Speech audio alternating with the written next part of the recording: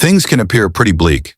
Headlines warn of a collapsing economy, record NHS waiting lists, rising homelessness, and crumbling infrastructure. The government may have changed, but the problems feel exactly the same. Wages have stagnated. Young people are losing faith in their future. And the dream of owning a home? For many, it's nothing more than a fairy tale. But if you've ever felt trapped by this system, if you've ever wondered why things feel so unfair, stay till the end of this video, because understanding what's really happening isn't just information, it's power. And the people who understand it are the ones who'll be ready when change finally comes. A different time. It wasn't always like this. In the decades after World War II, wages were rising, homes were affordable, and there was a shared sense of optimism. Ordinary people could build a stable life, buy a home, and raise a family on one income. Now, many young Britons are more likely to dream of leaving the country altogether, though since Brexit, even that has become harder.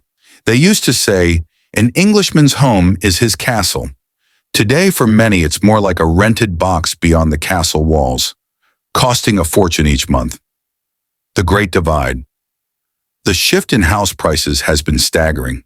Since the early 1980s, property prices have risen by over 1,000%. Back then, houses cost roughly 3 times the average income. Now, it's closer to 8 times. Home ownership rates have fallen dramatically, especially among the young. The UK now has one of the lowest home ownership rates in the developed world. If you can't buy, you rent, and that's where things get even worse. The private rental sector has become a nightmare. Supply simply cannot keep up with demand. According to the OECD, the UK has one of the most unaffordable rental markets on the planet. Rents now take up over 20% of average household consumption, more than triple what it is in Poland.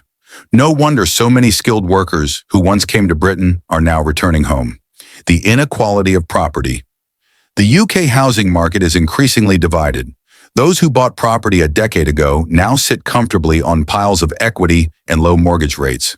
But for younger generations who missed out, housing costs swallow nearly half their income. In fact, the UK ranks second only to New Zealand for households spending more than 40% of their income on housing. New Zealand, at least, has acted, relaxing zoning laws in Auckland to trigger a building boom. Meanwhile, Britain still builds far too few homes for its growing population. Governments set ambitious targets for new construction, but reality tells a different story. A shortage of skilled labor, cautious developers, and rising material costs make those targets little more than political soundbites. The Brexit shadow. For many young people who didn't vote in 2016, Brexit has come to symbolize a lost future. It ended freedom of movement, slowed economic growth, and has yet to deliver any visible benefits. Ironically, one of the main arguments for Brexit, reducing migration, has backfired spectacularly. Net migration has soared to record levels, with nearly 1 million people added to the UK's population in a single year. From an economic perspective, migration has both pros and cons. But when housing construction can't keep up, every extra person deepens the shortage. This mismatch between population growth and infrastructure capacity is now painfully visible in rents, in public services, and in people's daily lives. The sickness in the system. It's not just housing that's breaking down. The job market is also under pressure. The number of people on long-term sick leave has surged, especially among the young. Mental health issues have become widespread, and the number of days lost to illness has jumped 55% since 2019. You might think this is because of generous sick pay. It's not. Britain actually has one of the least generous sick pay systems in the developed world. Yet even as workers struggle, companies across the UK can't find enough staff. Immigration has become a short-term fix, but it also adds to housing demand, pushing prices and rents higher still. The NHS crisis. If there's one thing that unites Britain, it's pride in the NHS. The idea that anyone, rich or poor, can receive world-class care is something generations have cherished, but that pride is being tested like never before. Funding shortfalls, staff shortages, and pandemic backlogs have pushed the NHS to its limits. Waiting lists are at record highs. Emergency departments are overwhelmed, and morale among staff is dangerously low. Nurses' real wages have fallen by 8% since 2010, so it's no surprise that thousands are leaving the profession or leaving the country altogether. In 2023 alone, the NHS spent over £10 billion hiring temporary staff to fill gaps that could have been prevented by better long-term planning. The cost of short-term thinking.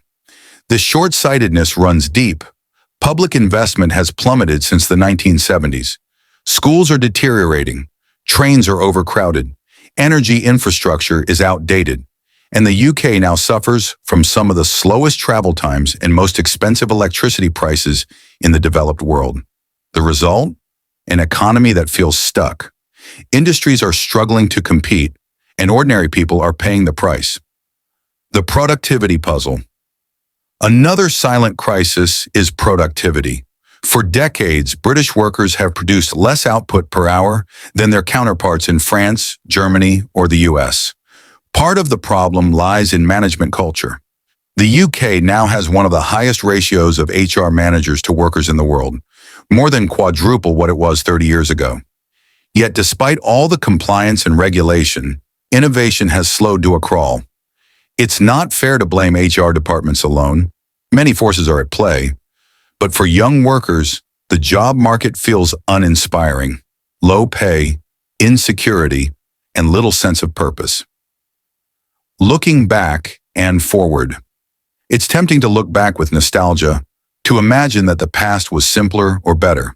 But history tells a more complex story. The 1970s were plagued with strikes and inflation. Coal mines and factories were dangerous places to work.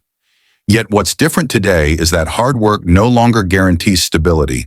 And while other countries face similar challenges, the UK's unique mix of low productivity, high housing costs, and underfunded public services has created a sense of national fatigue.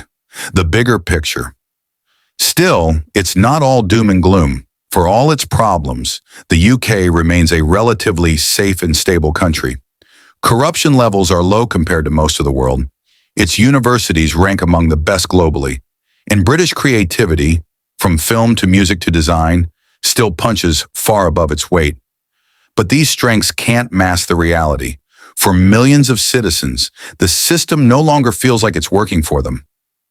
The harsh truth. The harsh truth is this.